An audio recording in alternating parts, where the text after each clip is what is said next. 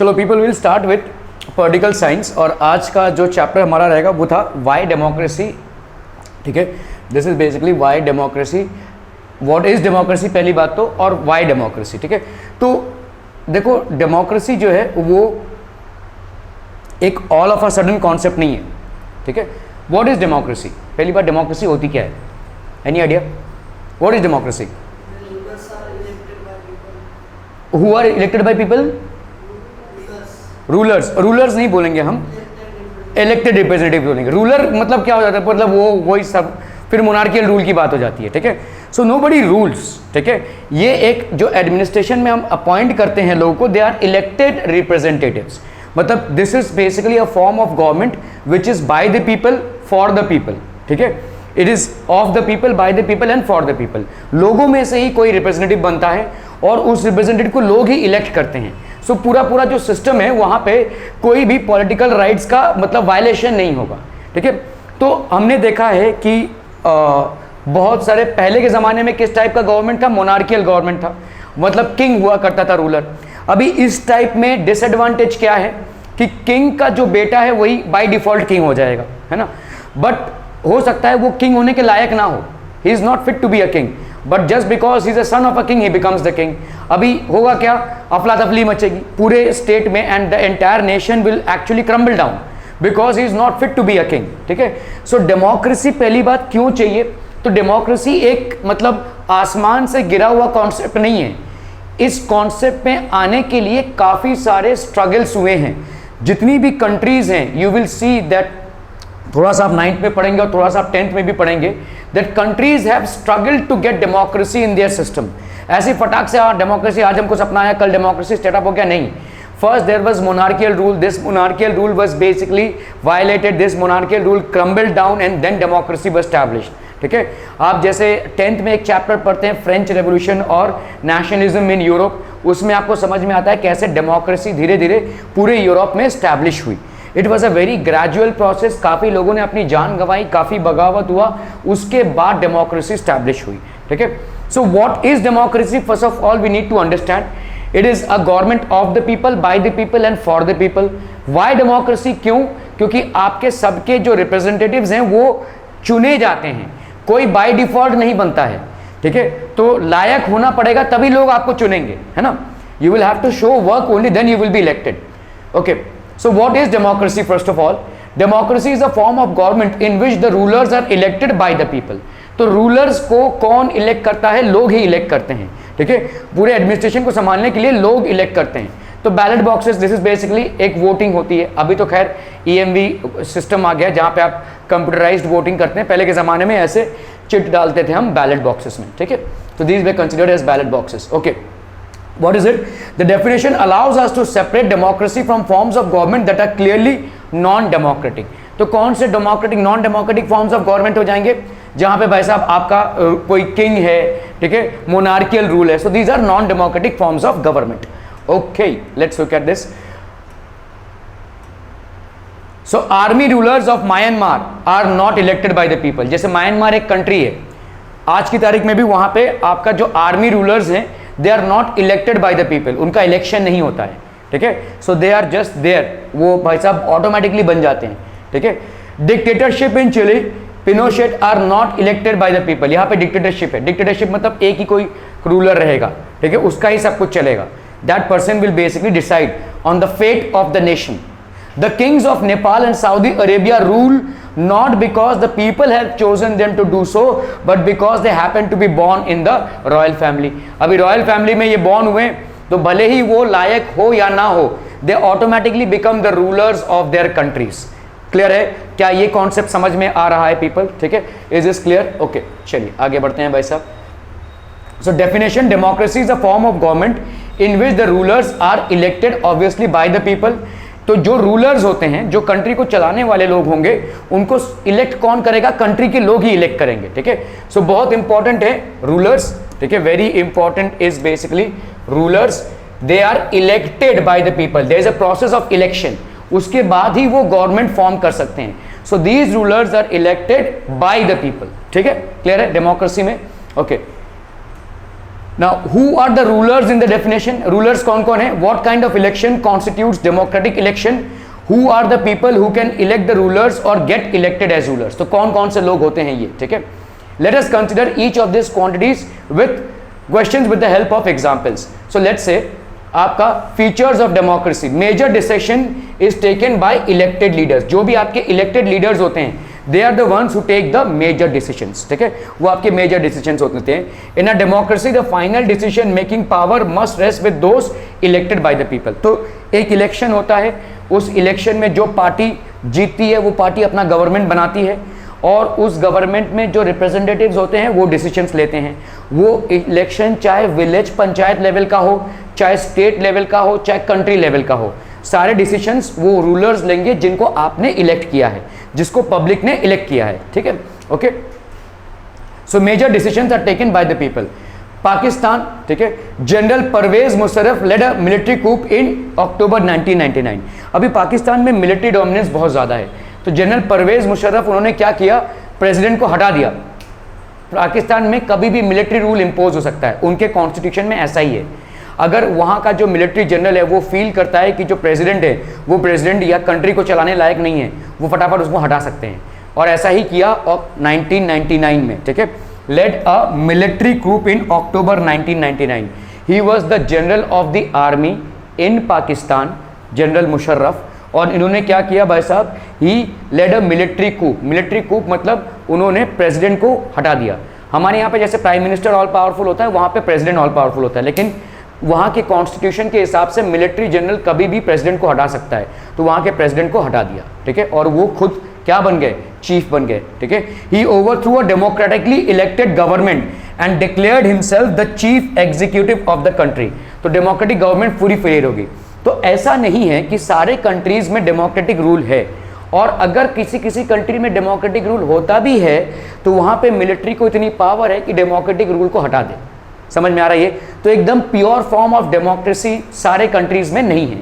कहीं पे किंग का रूल है, कहीं पे डिक्टेटरशिप है, और कहीं पे ऐसा भी होता है कि डेमोक्रेटिक रूल दिख तो रहा है लेकिन अल्टीमेटली क्या हो गया भाई साहब कि कोई जनरल आकर उसको हटा देता है, ठीक है? Some general is elected and he can overthrow.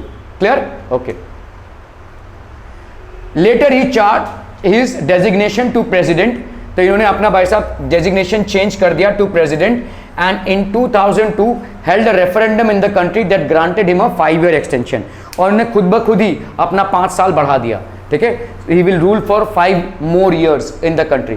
Pakistan media, human rights organisations and democracy activists said that the referendum was based on malpractices and fraud. तो इन्होंने भाई साहब काफ़ी सारे मैल प्रैक्टिसेस किए जो नहीं करने चाहिए थे, काफ़ी सारे फ्रॉड किए, ठीक है? लेकिन कोई कुछ करने नहीं वाला, क्योंकि वही तानाशाही हो गया, ठीक है? सो आप देखते हो कि पाकिस्तान भले ही डेमोक्रेटिक कंट्री है, लेकिन वहाँ पे मिलिट्री जनरल को इतना पावर है कि वो कभी भी प्रेसिडेंट को ओवरथ्रो कर दे. मतलब पूरा डेमोक्रेटिक सिस्टम कभी भी कोलैप्स हो सकता है, ठीक है? If the military ruler decides. तो ऐसे डेमोक्रेसी का कोई फायदा नहीं. In August 2002, he issued a legal framework order that amended the Constitution of Pakistan. इन्होंने भाई साहब कॉन्स्टिट्यूशन को ही अमेंड कर दिया, कॉन्स्टिट्यूशन को ही चेंज कर दिया खुद टिके रहने के लिए, ठीक है? खुद टिके. According to this order the president can dismiss the national and provincial assemblies. तो जो प्रेसिडेंट बनेगा वो दोनों को डिसमिस कर सकता है, ठीक है? मतलब धीरे धीरे अंदर ही अंदर पाकिस्तान में एक बार जब जनरल मुशर्रफ पावर में आए, जब उन्होंने प्रेसिडेंट को ओवरथ्रो किया, इन्होंने इतने सारे चेंजेस ला दिए कि जो मिलिट्री जनरल है वो पावर उसकी बढ़ती गई, ठीक है? पावर बढ़ता ही गया. मतलब कॉन्स्टिट्यूशनल मैकेनिज्म या डेमोक्रेसी क्या दिख रहा है आपको? यहाँ पे क्रैश होता हुआ दिख रहा है. It is basically crashing. Clear है? Are we clear on this one people? Okay.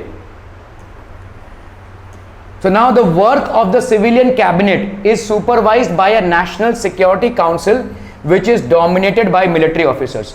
पूरे पाकिस्तान में भाई साहब अभी मिलिट्री ऑफिसर्स का डोमिनेंस है, ठीक है? They are basically managing the entire Pakistan, ठीक है? अभी नहीं, पहले हुआ था, dominated by military. After passing this law elections were held to the national and provincial assemblies. तो इलेक्शंस हेल्ड हुए नेशनल और प्रोविंशियल असेंबलीज में, फिर से इलेक्शंस हेल्ड हुए. नाम का इलेक्शन था वो, ठीक है? जितना तो मिलिट्री ऑफिसर्स को ही था. So Pakistan had elections, elected representatives have some powers, थोड़े बहुत पावर्स उनको थे, but the final power rests with military officers and General Musharraf himself. सो पूरा पावर जो था वो जनरल मुशर्रफ के पास था, ठीक है। So he was what, a dictator, he was what, a more or less a king, ठीक है। भले ही हम इसको डेमोक्रेटिक सेटअप बोलेंगे, लेकिन कायदे कानून के तौर से ये डेमोक्रेटिक सेटअप नहीं है, ये एक डिक्टेटरशिप का सेटअप है। आर वी क्लियर, ठीक है, okay. So military rule, can we say that rulers are elected by the people in Pakistan? Obviously not, क्योंकि जनरल परवेज मुशर्रफ को किसी ने इलेक्ट नहीं किया था, उनके पावर और पोजीशन से वो बन गए भाई साहब, ठीक है। So this was, although Pakistan can be considered to be a democratic country, but is the political system a pure democratic setup? No, it is not. Are we clear on this one people? समझ में आ रहा है ये, ठीक है। It is not a pure democratic setup, not quite, ठीक है। So ऐसे आप देखोगे अलग अलग कंट्रीज में कहीं कहीं पे आपको दिख रहा है डेमोक्रेटिक सेटअप, लेकिन एक्चुअल में है नहीं, ठीक है। कहीं कहीं पे तो है ही नहीं, कहीं कहीं पे तो मोनार्कियल रूल ही है, तो डेमोक्रेटिक सेटअप नहीं है, ठीक है। तो डेमोक्रेटिक सेटअप होना आसान नहीं है, ठीक है। So people may have elected their representatives to the national and provincial assemblies, but those elected representatives are not really the rulers. Pakistan में यही हुआ है ना भाई, इलेक्शन हुआ, रूलर्स मतलब इलेक्ट किए पब्लिक ने, लेकिन those are not the rulers, वो उनके चुट्टे पुट्टे पावर थे, उनके बहुत बड़े पावर्स नहीं थे। जनरल मुशर्रफ और उनकी पूरी मिलिट्री आर्मी की जो टीम थी, उनके पास ही सारा पावर था, ठीक है। They can not take the final decisions, ये डिसीजन नहीं ले सकते थे। The power to take final decision rests with the army officials and with General Musharraf. So is this democracy? No, it is not, ठीक है। Because the decision making power should be only with the elected representatives. Only then democracy can be established. Are we clear to this one people? ठीक है। So यहाँ पे हम ऐसे examples देख रहे हैं जहाँ पे डेमोक्रेसी सिर्फ नाम का है, काम में कुछ और ही हो रहा है ना, डेमोक्रेटिक सेटअप नहीं है। हालांकि यहाँ पे भी इलेक्शन हुए, हालांकि यहाँ पे भी रिप्रेजेंटेटिव्स का इलेक्शन हुआ, but what we are seeing here is not a pure democratic setup. Are we clear to this one people? बढ़िया है। Any question so far? No questions, बहुत बढ़िया।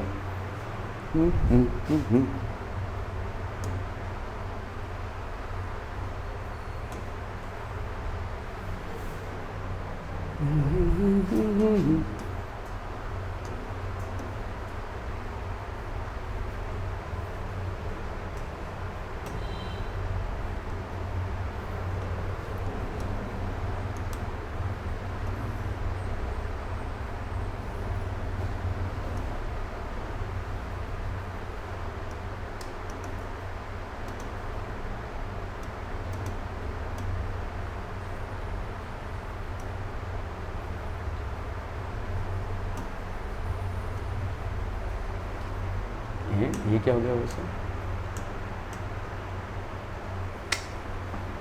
What are we getting? ये history खोल दिया हमने। Okay, so in the first module what we saw was what is democracy और कैसे डेमोक्रेसी होने के बावजूद भी सिस्टम क्रैश हुआ, ठीक है। Now we will talk about the features of democracy. Democracy के भाई साहब फीचर्स क्या क्या होते हैं, ठीक है। तो free and fair electoral competition. Free and fair मतलब क्या होता है कि आप फ्री माइंड से बिना किसी दबाव के अपने रिप्रेजेंटेटिव को वोट डाल सकते हैं, दैट इज कॉल्ड फ्री, ठीक है। फ्री मतलब इसमें कोई भी आपका मतलब there is free elections that can happen, ठीक है। किसी दबाव में आकर चॉइस नहीं हो रही है, there is no impulsive decision. आपके कान पे कोई बंदूक रख के नहीं बोल रहा भाई साहब इसको ही वोट दो, तो जिसको बोलेंगे हम फ्री इलेक्शन। और फेयर इलेक्शन है, ठीक है। फेयर मतलब आपका कोई डिस्क्रिमिनेशन नहीं है, हर एक आदमी के पास एक वोट ही रहेगा, चाहे वो बिलियनियर हो या चाहे गरीब रास्ते का भिखारी हो, उसके पास एक वोट का ही ऑप्शन है। अगर कोई बिलियनियर है तो उसके पास 5 वोट के ऑप्शन होंगे, ऐसा नहीं होगा, ठीक है। So everybody will have a fair chance to vote. Electoral competition, what is electoral competition? मतलब जितने भी आपके रिप्रेजेंटेटिव्स हैं वो लड़ेंगे, लड़ेंगे मतलब एक दूसरे के साथ लड़ेंगे नहीं, काम करके दिखाएंगे। भाई देखो, अगर इलेक्शन जीतना है तो आपको लोगों का मन जीतना पड़ेगा, और अगर लोगों का मन जीतना है तो आपको काम करना पड़ेगा, है ना। आप लोगों को रास्ता बना कर दो, पानी की फैसिलिटी दो, आप भाई साहब कुछ काम करके दो उनको, तभी तो वो आपको वोट करेंगे, otherwise they will not vote for you. आपने क्या एमिनिटीज या सुख सुविधाएं उनके जीवन में प्रोवाइड की, that will be the deciding factor for you to win in the elections, ठीक है। तो मतलब आपके पास कोई ऑप्शन नहीं है, आपको काम करना पड़ेगा, तभी लोग आपको इलेक्ट करेंगे। क्लियर है? Okay, so that is called free and fair electoral competition. Electoral competition मतलब पार्टीज के बीच में कंपटीशन होता है, ठीक है, और ये कंपटीशन में जीतेगा कौन, जिसको पब्लिक जितवाएगी, क्लियर, और पब्लिक किसको जितवाएगी, जो काम करेगा या पब्लिक की नजरों में जो सामने आएगा, ठीक है। Any party which has actually done good work, people will vote for that party and on that basis of the vote it will basically win the elections and will form a party to govern the state, municipal corporation या country, whatever applicable, ठीक है। Okay, so free and fair electoral competition, ये आपका पहला feature हो गया democracy का, ठीक है। और democracy must be based on free and fair election, free and fair election where those currently in power have a fair chance of losing, ठीक है। मतलब जो अभी पावर में हैं, अगर उन्होंने काम नहीं किया है, जो अभी पावर में हैं, जो भी पार्टी पावर में है, चाहे वो विलेज लेवल पे हो, चाहे वो स्टेट लेवल पे हो, चाहे वो कंट्री के लेवल पे हो, जो भी पार्टी पावर में है, अगर उसने काम नहीं किया है तो पब्लिक वोट करेगी उसको? नहीं, तो public will not vote for it, तो they will lose, in spite of being in power they will lose the election. Pervez Musharraf ने क्या किया, वो पावर में आए जबरदस्ती, और पावर में टिके रहने के लिए पाकिस्तान की कॉन्स्टिट्यूएंसी को ही चेंज कर दिया और 5 साल अपने बढ़ा दिए, है ना, जबरदस्ती, ठीक है। ये सब नहीं हो सकता डेमोक्रेसी में, ठीक है, प्योर डेमोक्रेसी में भाई साहब ये सब नहीं हो सकता, ओके। चाइना में देखो कैसा है, elections are regularly held after every 5 years for electing the country's parliament called Quanguo Renmin Daibiao Dahui, तो ये आपको चाइनीज लैंग्वेज में है। तो चाइना में हो क्या रहा है भाई साहब, आफ्टर एवरी 5 years इलेक्शंस हो रहा है कंट्री के पार्लियामेंट को सिलेक्ट करने के लिए, ठीक है, कंट्री के पार्लियामेंट को सिलेक्ट करने के लिए, okay. The National People's Congress has the power to appoint the president of the country, ठीक है, ये चाइना का सेटअप है। तो चाइना में ये जो नेशनल पीपल कांग्रेस है, इसके पास पावर है to appoint the president of the country, ये पावर है इसके पास to appoint the president of the, it has nearly 3000 members elected from all over China, तो 3000 लोगों का एक काउंसिल है। Some members are elected by the army. Before contesting elections, a candidate needs the approval of the Chinese Communist Party, ठीक है। Communism एक अलग format है गवर्नमेंट का, डेमोक्रेसी नहीं है। Communism is a different format of government, ठीक है, we will talk about communism later, but ये एक दूसरा फॉर्मेट है। लेकिन पहले चाइनीज कम्युनिस्ट पार्टी उस इंसान को अप्रूवल देगी, तभी जाकर वो इलेक्शन में खड़ा हो सकता है।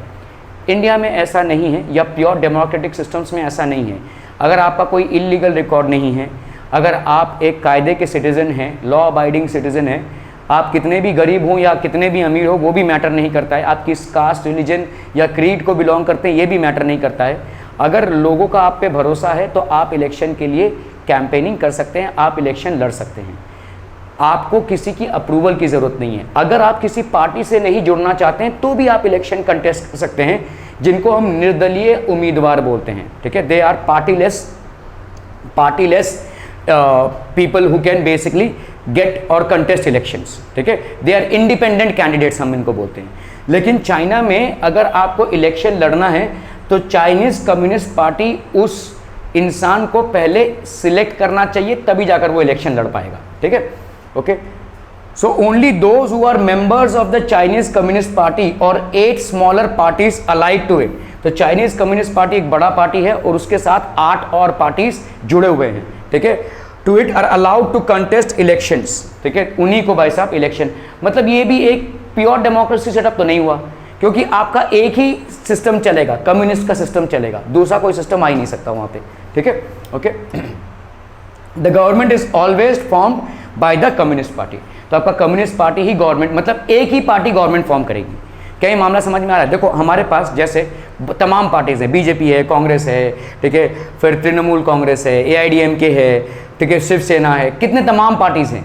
तमाम पार्टीज़ में से जो पार्टी जीतेगा वो अपना गवर्नमेंट फॉर्म करेगा, ठीक है, या कोएलिशन गवर्नमेंट भी हो सकती है। लेकिन यहाँ पे देखो एक ही पार्टी, इलेक्शन हो रहा है, लोगों को इलेक्शन वोट देने का हक है, लेकिन एक ही पार्टी गवर्नमेंट बना सकती है।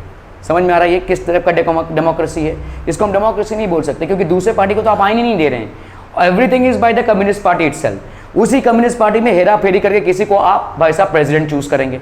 Are be clear? ठीक है। सो हमारे इंडिया के डेमोक्रेटिक सेटअप और दूसरे कंट्रीज के डेमोक्रेटिक सेटअप में डिफरेंसेस समझ में आ रहे हैं, ठीक है। ओके, मेक्सिको में क्या होता है, 1930 में मेक्सिको को इंडिपेंडेंस मिला।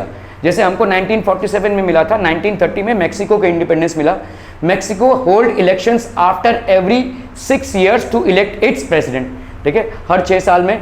The country has never been under a military or dictators rule, ये कभी भी मिलिट्री रूल या डिक्टेटर के रूल में नहीं रहा है मेक्सिको, ठीक है, okay. But in until 2000 every election was won by a single party called PRI, institutional revolutionary party, ठीक है। ये एक ही पार्टी सारे इलेक्शन जीत रही थी। वहां पे भी देखो चाइना की तरह एक ही पार्टी सब कुछ डिसाइड कर रही है, ठीक है। Opposition parties did not contest elections but never manage to win, opposition parties did contest elections but never manage to win, कोई जीत ही नहीं पाया, ठीक है, कोई जीत ही नहीं पाया एवरी इलेक्शन। तो मतलब 20-22 सालों से भाई साहब एक ही पार्टी इलेक्शन जीतती चली आ रही है, ठीक है। तो हो सकता है कुछ झोल है, ठीक है, होगा ही, क्यों, क्योंकि भाई साहब आपका झोल नहीं होगा तो एक ही पार्टी कैसे जीतेगी। इलेक्शंस हो रहे हैं, लोग दूसरे पार्टी को ट्राई ही नहीं कर रहे हैं, कोई कभी किसी स्टेट में जीत ही नहीं रहा है, सिर्फ एक ही पार्टी जीती रह रही, तो क्या हो रहा है, मतलब उस पार्टी का इतना दबदबा है कि जबरदस्ती उसको भाई साहब इलेक्शन कंटेस्ट करके वो जीती रही है, ठीक है। The PRI was known to use many dirty tricks to win elections, बहुत सारे डर्टी ट्रिक्स हो सकते हैं, पैसा दे दिया एजेको को, या भाई साहब इलेक्शन के कैंपेनिंग में कुछ हेरा फेरी कर दी, काउंटिंग में हेरा फेरी कर दी, कुछ भी कर सकती है, ठीक है। All those who were employed in government offices had to attend its party meetings, जितने भी लोग गवर्नमेंट ऑफिसेज में थे उनको पार्टी मीटिंग्स में अटेंड करना जरूरी था। Teachers of government schools used to force parents to vote for the PRI। भाई साहब सोचिए, पब्लिक जो आपका टीचर्स लोग हैं और आपका PTI चल रहा है, PTI में भाई साहब मैं बोलूँगा कि भाई साहब how has Soham Patil scored, और सोहम पाटिल के कहाँ कहाँ स्कोरिंग नहीं हुई है, किन किन सब्जेक्ट्स में वो थोड़ा सा वीक है, या हो सकता है किन किन कॉन्सेप्ट में थोड़ा सा वीक हो, क्लास में अटेंशन पे करता, यही सब बातें होंगी ना। पेरेंट्स और टीचर्स के बाद साथ तो यही बातें होनी चाहिए।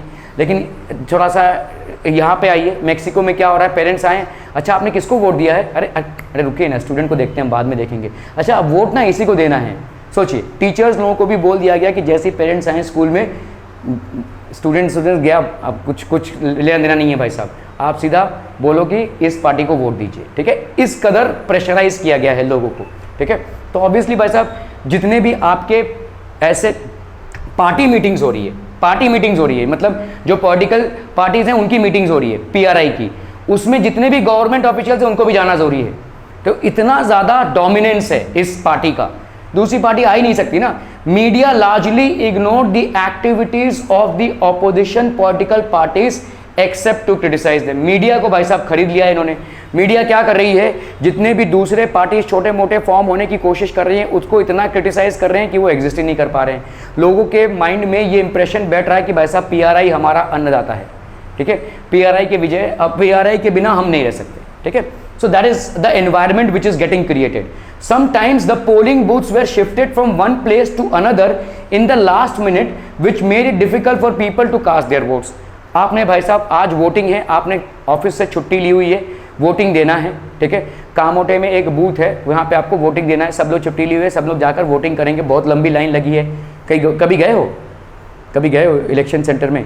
ओके, खैर, तो इलेक्शन सेंटर्स में कभी कभी लाइन लगती, कभी कभी नहीं लगती, बहुत सारे रूम्स होते हैं, आपके वार्ड के हिसाब से आपको लोकेशन मिलता है, आपके घर के करीब ही मिलता है, आपको विदिन 2 किलोमीटर रेडियस में ही आपको मिलता है ज़्यादा करके। अचानक मतलब आप नहा धो के एकदम बन ठन के गए, चलो इलेक्शन में वोट देंगे, और अचानक से अनाउंसमेंट होता है कि ये यहाँ पे हम नहीं कर रहे हैं अभी वोटिंग, कामोटे में हमारे कामोटे का वोटिंग, जो लोग भी कामोटे के इलेक्टोरेट उनको रत्नागिरी में जाकर भाई साहब वोटिंग करनी है।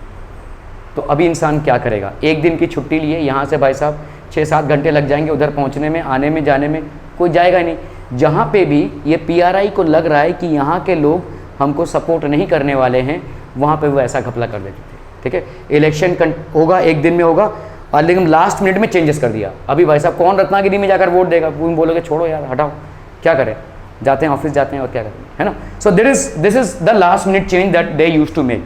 समटाइम्स द पोलिंग बूथ्स, कौन से पोलिंग बूथ्स में जहाँ पे उनको मालूम है कि भाई साहब यहाँ की पब्लिक हमसे ज़रा खफा है, यहाँ की पब्लिक हमको वोट नहीं करेगी, तो लास्ट मिनट में शिफ्ट कर देते हैं, चलो ठीक है। Sometimes the polling booths were shifted from one place to another in the last minute which made it difficult for the people to cast their votes. इस तरह से PRI ने मेक्सिको में अपना दबदबा बनाए रखा। The PRI spend a large some of money in the campaign for its candidates, और अपने कैंडिडेट्स के लिए बहुत तगड़ा पैसा खर्चा किया, अरे ये फलाना है, इनको वोट दीजिए, मतलब सारे नेटवर्किंग साइट्स में इन्होंने अपना ही अपलोड किया रखा है, तो लोगों के माइंड में ये खेलने लगे, ठीक है। सो भाई साहब जो ऑल पावरफुल है तो ऑब्वियसली लोग उसको, should we consider the elections described above as examples of people electing their rulers, क्या लोग अपने रूलर्स को फ्रीली और फेयरली इलेक्ट कर रहे हैं? नहीं, ठीक है। इन पे इतना दबाव बनाया जा रहा है, टीचर्स को, पेरेंट टीचर्स मीटिंग में भाई साहब ये बोला जा रहा है कि आप पेरेंट्स लोग, ये लोगों को बोला गया है कि आप इस पार्टी को वोट कीजिए, instead of discussing their child's growth and development और performance in school, what they were made to discuss was to cast their votes to PRI. So that is how so strongly PRI was playing on the minds of people. So people after some point of time had no options but to choose only PRI, ठीक है। तो PRI exact होने लगी। तो ये आपका elections तो हो रहा है, सिर्फ नाम का इलेक्शन सही है, ठीक है। डेमोक्रेटिक सेटअप नाम का सेटअप है, नो वी कैन नॉट, ठीक है। These are not free and fair elections. So in China the elections do not offer the people any serious choice, क्योंकि भाई साहब इलेक्शंस तो होगा, लोग अपना वोट भी देंगे, लेकिन कौन इलेक्शन लड़ेगा वो कौन डिसाइड कर रहा है? कम्युनिस्ट पार्टी, मतलब एक ही पार्टी डिसाइड कर रही है, ठीक है। सो लोगों को चॉइस मिल रहा है क्या दूसरे पार्टी के लोगों को चूज करने का? No, they have not given any choices of electing people from different party, because people who are made to contest elections will be chosen only by the communist party, ठीक है। okay, so they do not have to choose the ruling party and the candidates approved by it, whereas in Mexico people seem to be really have a choice but in practice they have no choice. बस अब Mexico में क्या हो रहा है, parties तो बहुत सारी हैं लेकिन एक ही पार्टी को दबाव इतना बनाया गया कि लोग मतलब विदाउट कुछ सोचे उसको ही वोट देंगे, ठीक है। Okay, could not be defeated, so there was no way the ruling party could be defeated even if people were against it. These are not free and fair elections. ये आपके भाई साहब फ्री और fair elections नहीं है democratic setup में। Are we clear? बहुत बढ़िया भाई साहब, बहुत बढ़िया, बहुत बढ़िया, सही जा रहे हैं आप लोग। Okay, so now we will go into other things here. Okay, features of democracy. 1%, तो हम दूसरा वाला फीचर देखेंगे यहाँ पे, 1% 1 वोट एंड 1 वैल्यू। तो इसको समझिए, एक इंसान चाहे वो अमीर हो चाहे गरीब हो, चाहे हायर कास्ट का हो चाहे लोअर कास्ट का हो, ठीक है, चाहे किसी एक पर्टिकुलर मेजॉरिटी कम्युनिटी को बिलोंग करता हो या माइनॉरिटी कम्युनिटी को बिलोंग करता हो, उसके पास हक एक ही वोट का है। धीरू भाई अंबानी हो या भाई साहब मुकेश अंबानी हो, उनके पास भी एक ही वोट का हक होगा, और रास्ते का कोई भिखारी हो उसके पास भी एक ही वोट का हक होगा, ठीक है। So 1% has the right to cast 1 vote and 1 value, और इसको एक ही गिनती किया जाएगा, ठीक है। 1% 1 वोट 1 वैल्यू। क्या ये मामला समझ में आ रहा है? एक इंसान के पास 1 वोट का अधिकार और उसका काउंटिंग भी 1, ठीक है। बहुत सारे कंट्रीज में पहले हुआ करता था कि एक इंसान के पास 5 वोट है, क्योंकि वो बहुत पावरफुल है तो 5 वोट एक्सरसाइज कर सकता है। ऐसा नहीं है यहाँ पे, ठीक है। सो डेमोक्रेटिक सेटअप में 1% 1 वोट एंड 1 वैल्यू, ठीक है। In a democracy, each adult citizen, anybody who crosses 18 years of age, ठीक है, इसको हम यूनिवर्सल क्या बोलते हैं, बोलो? यूनिवर्सल, बहुत बढ़िया, adult franchise, universal adult franchise, और यूनिवर्सल अडल्ट सफरेज भी बोलते हैं, ठीक है। So anybody who has crossed 18 years of age and is of sound mind has the right to vote, cast their vote, ठीक है। अगर कोई जेल में होगा तो उसको भी वोट कास्ट करने का राइट है, यस, ठीक है। अगर वो जेल में है तो भी उसको वोट कास्ट करने का राइट है। Everybody will have the right to vote, ठीक है। Okay, in a democracy each adult citizen must have 1 vote and each vote must have 1 value, मतलब आपके काउंटिंग में एक वोट को एक ही अंक मिलेगा। क्या ये समझ में आ रहा है? ठीक है, okay. Democracy is based on a fundamental principle of political equality. तो भाई साहब पॉलिटिकल इक्वालिटी, सब समान है, पॉलिटिक्स में सारे लोग समान हैं, इसी पे डेमोक्रेसी बेस्ड है, ठीक है, ओके। तो जैसे अगर आप देखोगे सऊदी अरेबिया, अगर आप आज की तारीख में भी सऊदी अरेबिया में जाओगे, women do not have the right to vote, ठीक है। यहाँ पे irrespective of caste, religion, creed, colour, ठीक है, और financial status, people have the right for 1 vote 1 value, ठीक है। In Saudi Arabia only men are considered to have the right to vote, women still do not have the right to vote, ठीक है। तो ऐसा है यहाँ पे, ठीक है। Estonia, Russian minority find it difficult to get the right to vote. तो रशिया में जो माइनॉरिटी है एस्टोनिया में, मतलब रशियन लोग थोड़े माइनॉरिटी में हैं, कम तादाद है उनकी, और उनको या तो वोटिंग आईडी कार्ड नहीं मिलता है या राइट्स नहीं मिलते हैं, some way or the other they find it challenging to be a part of the electoral system wherein they can freely and fairly cast their votes. So देखो, जब हम चीज़ को पढ़ रहे हैं ना, तो सारी चीज़ों को उसके साथ पढ़ना पड़ेगा। डेमोक्रेटिक सिस्टम कहने को तो बहुत सारी कंट्रीज़ में है, लेकिन एक्चुअल में क्या हो रहा है उसको भी जानना ज़रूरी है, ठीक है। ओके, फिजी एक प्लेस है, electoral system is such that the vote of an indigenous Fiji has more value than that of an Indian Fijian. मतलब यहाँ पे देखो, इंडिजिनियस फिजी मतलब जो फिजी में एक्चुअली पहले से है, उसके वोट का ज़्यादा वैल्यू है rather than that of an Indian Fijian जो वहाँ पे रीलोकेट होकर आया है। समझ में आ रहा है ये, ठीक है। तो इंडियन फिजियन मतलब जो, मतलब कोई इंडियन है जो वहाँ पे रीलोकेट हुआ है, उसके बच्चे उसके बच्चे उसके बच्चे, ऐसे लोगों की वोट की जो वैल्यू है वो कम होगी। जो लोग बाकायदा वहाँ पे ही हैं उनकी वोट की वैल्यू ज़्यादा होगी। तो यहाँ पे वन वोट वन वैल्यू वाला सिस्टम नहीं है। क्लियर है, समझ में आ रहा है। सो यहाँ पे कहने को तो इलेक्शंस आपको दिख रहे हैं इन कंट्रीज़ में, लेकिन वन वोट वन वैल्यू वाला सिस्टम नहीं दिख रहा है, ठीक है। Every person has the right to cast their vote and one vote will be equal to one value, ये वाला सिस्टम नहीं है। तो जहाँ पे भी आपके इलेक्टोरल जो है उनको वोटिंग के राइट्स में ही प्रॉब्लम होंगे, वहाँ पे फ्री एंड फेयर इलेक्शंस नहीं हो सकते। The elections can not be free and fair and it can not be a pure democratic system, क्योंकि आप इनिशियल पार्ट में ही घपला कर रहे हैं। मामला समझ में आ रहा है, ठीक है। जैसे आप लोग सब स्टूडेंट्स हैं, you will all be allowed to sit. मैं बोलूँगा नहीं सूरज तुम आगे बैठो, बाकी सब एकदम चलो चलो ज़मीन पे बैठ जाओ भाई साहब। So will this be a good class to attend? No, ठीक है। यू आर डिस्क्रिमिनेटिंग पीपल, ठीक है। When you are imparting knowledge, imparted in the same way, you can not discriminate while imparting knowledge, ठीक है। और अगर आप ऐसा करते हैं तो आप टीचर तो नहीं हैं, ठीक है, और ना ही इस एजुकेशन सिस्टम में कोई बेनिफिट ले पाएगा। हो सकता है सूरज ही बेनिफिट ले रहा हो, बाकी सबको मैंने ज़मीन पे बैठा दिया, उधर कोने में बैठो चलो, ठीक है। तो ये गलत हो जाएगा, राइट। तो इलेक्टोरल सिस्टम में भी ये गलत हो रहा है। आप किसी को वोट करने दे रहे हो, जैसे women are not allowed to vote, आप किसी माइनॉरिटी कम्युनिटी का वोट देने ही नहीं दे रहे हो, या आप एक कम्युनिटी के वोट को ज़्यादा वैल्यू दे रहे हो, दूसरे कम्युनिटी के लोग को वोट की वैल्यू कम दे रहे हो, तो आप वन वोट वन वैल्यू वाला सिस्टम ही नहीं फॉलो कर रहे हो, ठीक है। So one person one vote and one value, this has to be there for casting votes by people. Are we clear on this one people? समझ में आ रहा है ये? Okay. Rule of law and respect for rights, ठीक है। What is rule of law and respect for rights? Obviously हमारा सारे जितने भी देश हैं उन सब देशों का एक कॉन्स्टिट्यूशन होता है जिसमें देश को चलाने की विधियां होती हैं, ठीक है। There are rules in order to run the country, और इस रूल्स के तहत आपके इलेक्शन के भी रूल्स होते हैं।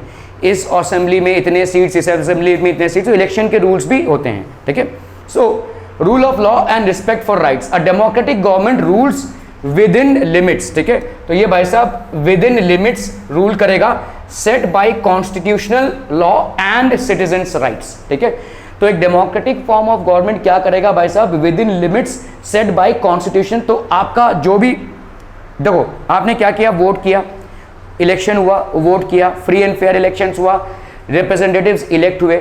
अभी जो रिप्रेजेंटेटिव्स इलेक्ट हुए ये अपनी मनमानी नहीं कर सकते, इनको भी भाई साहब कॉन्स्टिट्यूशन के हिसाब से ही चलना पड़ेगा। भारत का जो संविधान है या जो कॉन्स्टिट्यूशन है, उस कॉन्स्टिट्यूशन के तहत सारे रूलर्स के ऊपर या लेजिस्लेटिव के ऊपर कुछ पावर्स हैं, उन पावर्स के तहत ही आप काम कर सकते हो। आप पावर्स के बाहर जाकर कोई काम नहीं कर सकते। आपने इलेक्शन जीत लिया तो मतलब आप कुछ भी कर सकते हैं गवर्नमेंट में आकर, ऐसा नहीं हो सकता, ठीक है। So in spite of winning the elections and spite of winning a free and fair election, still the government which is formed will be governed by some constitutional laws and citizens rights. They cannot play with the rights of the citizens of India. They cannot violate rules, ठीक है। तो political power में आने के बाद ये सारी चीजें आ जाती हैं, ओके ओके। जिम्बाब्वे में देखते हैं क्या हुआ है। 1980 attend independence from white minority rule, ठीक है। तो माइनॉरिटी कम्युनिटी थी वाइट्स वाली, और जिम्बाब्वे में इंडिपेंडेंस हुआ, ठीक है, इंडिपेंडेंस हुआ। The country has been ruled by ZANU UPF, the party that led the freedom struggle. तो इस पार्टी ने फ्रीडम स्ट्रगल में काफी मेहनत की थी। तो आज की तारीख में अभी तक, ठीक है, जैन UPF पार्टी रूल कर रही है, ठीक है। Its leader Robert Mugabe has been ruling the country since independence. अभी तक भाई साहब वो रूल कर रहे हैं, ठीक है, 1980 से। सोचिए भाई साहब, 1980 से अभी कितना हो गया, 43 years he has been ruling just because he belongs to a party which actually helped in attaining independence for Zimbabwe, ठीक है, okay. Elections have been held regularly, ठीक है, and always won by ZANU UPF। ये हमेशा win कर रहा है, इसका मतलब ही कोई झोल है ना, कोई झोल जरूर है। President Mugabe is popular but uses unfair practices in elections. भाई साहब अनफेयर प्रैक्टिसेस हो रही हैं, ठीक है, अनफेयर प्रैक्टिसेस मतलब चीटिंग हो रही है इलेक्शंस में, है ना, जो वोट काउंटिंग हो रही है उसमें चीटिंग हो रही है, वोट कास्टिंग में चीटिंग हो रही है, या कुछ ना कुछ घपला तो हो ही रहा है। एक पार्टी लगातार 40 सालों से कैसे इलेक्शंस जीत सकती है? तो ऐसा नहीं है कि इलेक्शंस अगर है 1 पर्सन 1 वोट और 1 वैल्यू का रूल है तो सब कुछ सही होगा। हो सकता है फ्री एंड फेयर इलेक्शंस ना हो रहे हो, या हो सकता है जो पार्टी पावर में है वो अनफेयर मीन्स का यूज कर रही है in order to win elections over and over again and to stay in power. So is this a pure democratic setup? No, it is not, ठीक है, ये डेमोक्रेसी नहीं है, ठीक है। आप लोगों के साथ खिलवाड़ कर रहे हैं, ठीक है, you are basically playing with people and their votes. Over the years, his government has changed the constitution several times. तो गवर्नमेंट ने क्या कर दिया, कॉन्स्टिट्यूशन को भाई साहब बहुत बार चेंज कर दिया, ठीक है। तो उनके गवर्नमेंट में कॉन्स्टिट्यूशन को इतना चेंज किया है कि लोगों के पास अभी ऑप्शन ही कम रह गए। To increase the powers of the president, तो प्रेसिडेंट के पावर्स बढ़ गए हैं, and make him less accountable, इनकी जवाबदारी कम हो गई है। पावर्स बढ़े हैं लेकिन जवाबदारी कम हो गई है, ठीक है। Opposition party workers are harassed and their meetings disturbed. जो लोग भी ऑपोजिशन पार्टी में हैं उनको बहुत तकलीफ पहुंचाई जाती है, रात बेरा उनको जेल में पहुंचा दिया जाता है, कुछ भी छोटे मोटे इल्ज़ाम में उनको भाई साहब केस चला दिया जाता है। तो लोग हरास हो जाते हैं, लोग मतलब देखते हैं और डर जाते हैं कि भाई साहब ऑपोजिशन में जाना ही नहीं है, चुपचाप अपना वोट दो और निकल लो, ठीक है, ऐसा हो गया है। So that is how things are. Public protest and demonstrations against the government are declared illegal. जैसे देखो इंडिया में कैसा होता है कि आप कोई भी जुलूस निकाल सकते हैं, आप किसी भी चीज़ के अगेंस्ट में प्रोटेस्ट कर सकते हैं ओपनली, प्रोवाइडेड आप गोली वोली ना चला रहे हो, बम ना फेंक रहे हो, ठीक है। You can do a peaceful protest against anything, nobody is going to arrest you और nobody is going to cause any harm to you. लेकिन यहाँ पे कैसा है भाई साहब, हर एक प्रोटेस्ट को इलीगल डिक्लेयर किया गया कि गवर्नमेंट की किसी भी पॉलिसी के अगेंस्ट प्रोटेस्ट करना ही इलीगल है, ठीक है। There is a law that limits the right to criticise the president. एक लॉ के तहत ये आपके राइट को लिमिट करता है to criticise the president, okay. Television and radio are controlled by the government and give only the ruling party's version. जितने भी टेलीविजन और रेडियो है वो कौन कंट्रोल करता है भाई साहब, government, and give only the ruling party's version. तो जितने भी टेलीविजन है, रेडियो है, अभी तो रेडियो हमारे यहाँ नहीं है, लेकिन टेलीविजन पे सिर्फ गवर्नमेंट का ही न्यूज़ आता रहता है, गवर्नमेंट की प्रशंसा होती है। तो लोग एंटरटेनमेंट के टाइम पे जो न्यूज़ देखते हैं उसमें भी भाई साहब गवर्नमेंट की ही प्रशंसा हो रही है, तो उनके पास और कोई ऑप्शन बचता नहीं है, चलो भाई इसी को दे देते हैं, काम निपटा देते हैं, ठीक है। So that is how things are. There are independent newspapers but the government harasses those journalist who go against it, ठीक है। इंडिपेंडेंट न्यूज़ पेपर्स भी हैं, लेकिन जो कोई भी गवर्नमेंट के अगेंस्ट में कुछ भी पब्लिश करेगा गवर्नमेंट उसको हरास कर देगी, हरास कर देगी मतलब परेशान कर देगी, ठीक है। तो लोग भाई साहब जाते ही नहीं है उस फील्ड में, ठीक है। Is this free and fair elections? No it is not. Is this a pure democratic setup? No it is not, ठीक है, okay. The government has ignored some court judgements that went against it and has pressurised जजेस। यहाँ तक कि जो जजेस हैं उनके अगेंस्ट भी गवर्नमेंट भाई साहब, आज की तारीख में इंडिया में जस्टिस सिस्टम भाई साहब ऐसा है ही नहीं, ठीक है। इंडिया में जजेस फ्री हैं, इनफैक्ट जजेस कॉन्स्टिट्यूशन में गवर्नमेंट को क्वेश्चन कर सकते हैं, ठीक है। बहुत सारे केसेस गवर्नमेंट के अगेंस्ट हैं, यहाँ पे भाई साहब जजेस को ही प्रेशराइज किया गया है कि भाई हमारे फॉर में ही जजमेंट होना चाहिए, ठीक है। So although it seems to be a democratic setup, elections are being held, there is executive, legislature and judiciary, but this is not a pure democratic setup. अंदर ही अंदर इतना झोल चल रहा है कि अगले 50 साल तक भाई यही रहेंगे, ये मर भी रहे होंगे तो भी उनका सिंहासन लगाकर लोग भाई साहब इनको ही रूलर बना के रखेंगे, ऐसा सिस्टम है, ठीक है। Okay, the example of Zimbabwe shows that popular approval of the rulers is necessary in a democracy, but it is not sufficient. ठीक है, ये sufficient नहीं है भाई साहब. Popular governments can be undemocratic. तो ये जो रूलर है अभी वहाँ के, वो भले ही पॉपुलर है, लेकिन अनडेमोक्रेटिक मीन्स से वो अभी तक रूल कर रहे हैं. They are basically ruling the Zimbabwe nation by undemocratic means. तो ज़रूरी नहीं है कि जो पॉपुलर हो वो लीगल भी हो. ज़रूरी नहीं है कि लोगों के जो मनचाते हों या लोग जिनको मतलब बहुत पॉपुलर मानते हैं वो सही भी हों. ठीक है. So here is what is happening. Popular leaders can be autocratic. Autocratic मतलब भाई साहब झोल चल रहा है यहाँ पे. ठीक है. जो इलेक्शन का प्रोसेस है इससे तो भाई साहब अगले 50 साल तक वही रहने वाले हैं. ठीक है. If we wish to access a democracy it is important to look at the elections. तो सबसे पहला जो स्टेप है किसी कंट्री में डेमोक्रेसी कितनी स्ट्रांगली है या नहीं है उसका हम मापदंड कैसे करेंगे, वहाँ पे इलेक्शंस कैसे हो रहे हैं. जैसे मेरे को फीवर है या नहीं है कैसे पता चलेगा, थर्मोमीटर से पता चलेगा. ठीक है. वैसे ही किसी कंट्री में प्रॉपर डेमोक्रेसी है कि नहीं, पहला मापदंड आपका क्या है, वहाँ पे इलेक्शंस कैसे होते हैं. Are they properly free and fair, is it 1% 1 vote 1 value. ठीक है. ये सारी चीज़ें अगर हैं तो आपका एक पड़ाव डेमोक्रेसी का तो सही है. ठीक है. जो बहुत ज़रूरी है. But is equally important to look before and after the elections. आप पहले इलेक्शंस के देखिए क्या माहौल क्रिएट किया जा रहा है और इलेक्शंस के बाद में जैसे वहाँ पे क्या हो रहा है कि लोगों का जो भी न्यूज़पेपर गवर्नमेंट के अगेंस्ट क्रिटिसाइज़ कर रही है उसको बंद कर दिया जा रहा है या उसको हरासमेंट किया जा रहा है, तो लोग उसमें नहीं जा रहे हैं. सारे न्यूज़ चैनल में गवर्नमेंट का ही न्यूज़ दिखाया जा रहा है. तो अगर इस तरह से गवर्नमेंट को ही प्रोपोगेट किया जा रहा है so obviously people will see only one government, people will see only one party and people will vote only for that party. ठीक है. so it will not be a pure form of government. अगर आप freedom of expression को रखते हैं, अगर लोगों को जुलूस निकाल कर किसी सेटअप के अगेंस्ट प्रोटेस्ट करना है और फिर भी आप इलेक्ट होते हैं, then it is a clear democracy.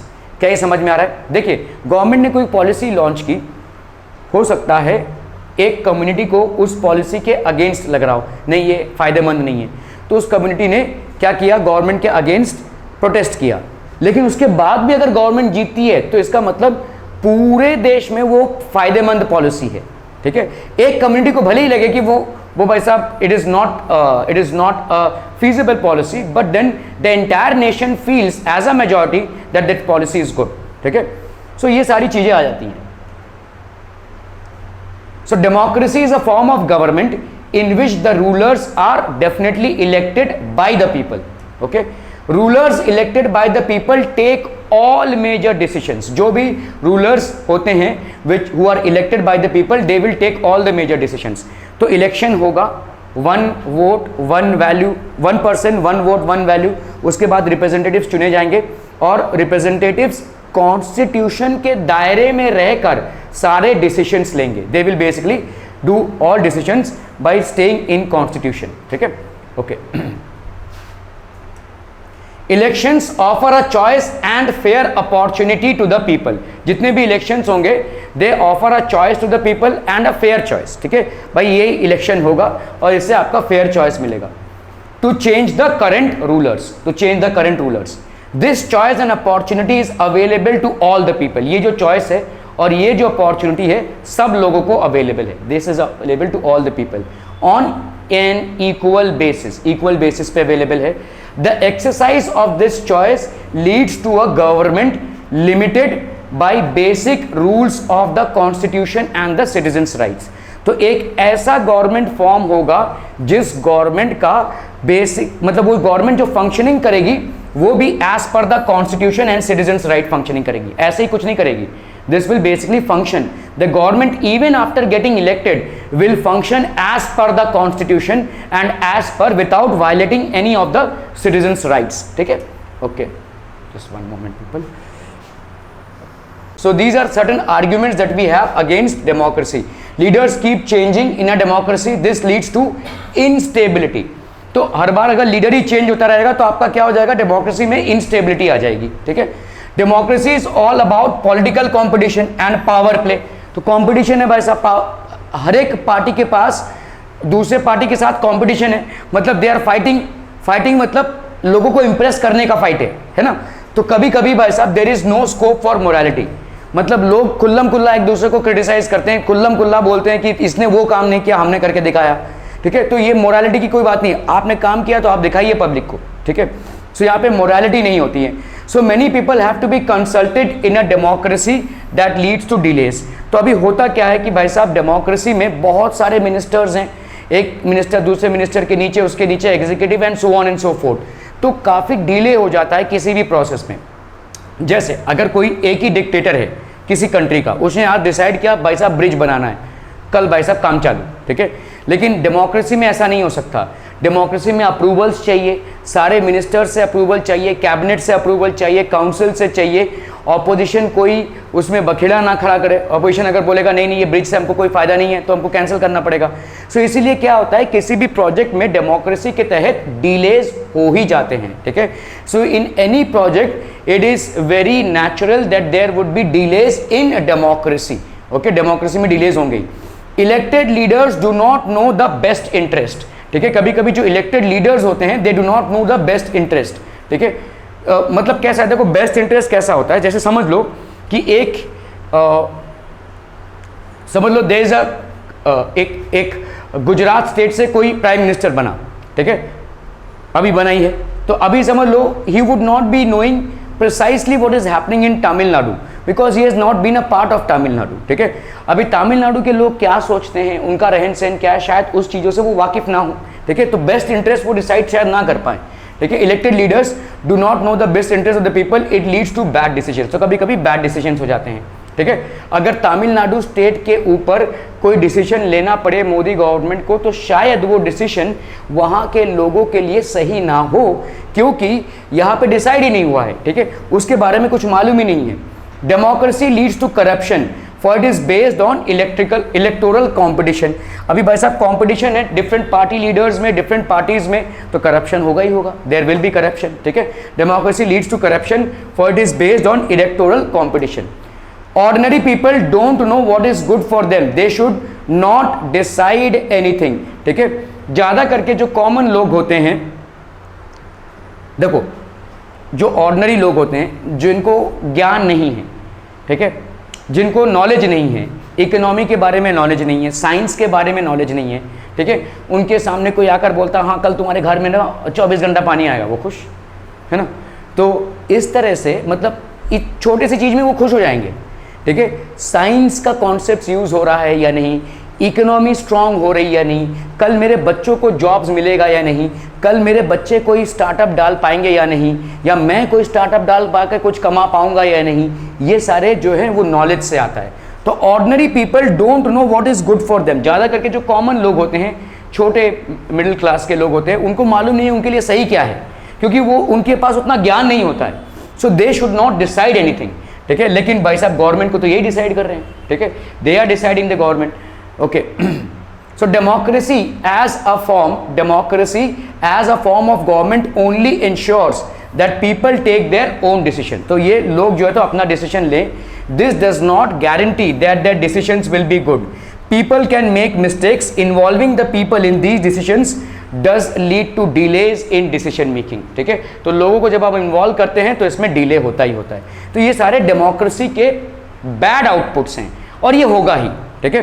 Democracy में डिले होगा, ठीक है, ठीक है। डेमोक्रेसी में भाई साहब जो सही लोग नहीं है वो भी डिसीजन ले रहे हैं, ठीक है।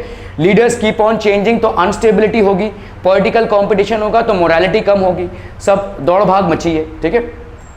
Arguments for democracy, democratic government is a better government because it is a more accountable form of government. इसकी जिम्मेदारी ज्यादा है, ठीक है। It will be answerable to its people, so it is a accountable form of government. A non democratic government may and can respond to the people's needs, but it all depends on the wishes of the people who rule, ठीक है। If the rulers don't want to, they don't have to act according to the wishes of the people. A democracy requires that the rulers have to attend to the needs of the people. क्योंकि अगर लोगों को ही हम लोगों के needs and requirements को ही एक government पूरा नहीं करेगी तो गवर्नमेंट क्रैश हो जाएगी। नेक्स्ट टाइम इलेक्शंस में गवर्नमेंट को वोट नहीं मिलेंगे, they are not going to get any votes. Clear है? Okay okay okay. Democracy improves the quality of decision making. तो डेमोक्रेसी में जो डिसीजन मेकिंग की क्वालिटी है वो इम्प्रूव होती है, ठीक है, क्योंकि आपको डिसीजन जो है लोगों को मद्देनजर रखते हुए करना पड़ता है। Democracy is based on consultation and discussion. तो लोगों के बीच में या पार्टी लीडर्स के बीच में कंसल्टेशन होता है, डिस्कशन होता है। A democratic decision always involves many persons, काफ़ी लोगों का इन्वॉल्वमेंट होता है। Discussions and meetings, so they are discussions and meetings which are held when a number of people put their heads together they are able to point out possible mistakes in any decision। तो बहुत सारे लोग बहुत सारे अलग अलग background से आ रहे हैं और अलग अलग सोच और अलग अलग कल्चर से आ रहे हैं। तो कोई अगर पॉलिसी आपको इम्प्लीमेंट करनी है तो इतने सारे लोग मिलकर बोलेंगे कि भाई साहब ये गलत है, क्योंकि कल को आपने अगर ये पॉलिसी लॉन्च कर दी तो इसके साथ गलत हो जाएगा, ठीक है। देखो, एक इंसान का इन्वॉल्वमेंट होना या 2 इंसान का या 5 इंसान का या 500 इंसानों का लेकर एक इन्वॉल्वमेंट होना किसी डिसीजन मेकिंग में, तो वो डिसीजन खराब नहीं होगा, ठीक है, because they are representing different communities, different sects of people as well, ठीक है। So democracy is based on consultation and discussion. Democracy में बहुत ज़्यादा आपका कंसल्टेशन भी होता है और डिस्कशन भी होता है। A democratic decision always involves many persons, discussions and meetings. When a number of people put their heads together, बहुत सारे लोग जब अपना दिमाग लगाते हैं, they are able to point out possible mistakes in any decision। किसी भी possible mistake को point out कर सकते हैं। This takes time, but there is a big advantage in taking time over important decisions, ठीक है।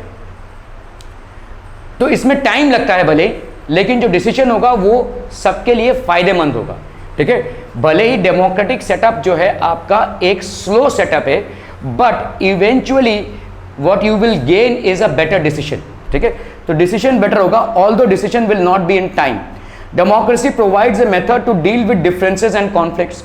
जितने भी आपके डिफरेंसेस हैं, कॉन्फ्लिक्ट्स हैं between parties, between leaders, between representatives, it can be dealt with, ठीक है। Democracy provides the only peaceful solution to the problem. तो ये एकमात्र पीसफुल तरीका है। In democracy no one is a permanent winner. कोई भी भाई साहब आपका परमानेंट विनर नहीं है। कोई भी पार्टी बदल सकती है, इलेक्शन में कोई भी हार सकता है, कोई भी जीत सकता है। पब्लिक पे डिपेंड करता है, पब्लिक को किस पे भरोसा है। No one is a permanent loser. कोई भी परमानेंट लूजर नहीं है। एक बार अगर एक पार्टी इलेक्शन हार गई तो दूसरी बार जीतेगी नहीं जीतेगी इसका कोई गारंटी नहीं है, जीत सकती है, ठीक है। Different groups can live with one another peacefully in a diverse country like India. Diverse क्यों? क्योंकि अलग अलग कल्चर के लोग हैं, अलग अलग रिलीजन के लोग हैं, अलग अलग सेक्ट्स के लोग हैं, अलग अलग कम्युनिटीज़ के लोग हैं। Democracy keeps our country together. हमारे कंट्री को कौन टुगेदर रखता है? डेमोक्रेसी, ठीक है, क्लियर, ओके।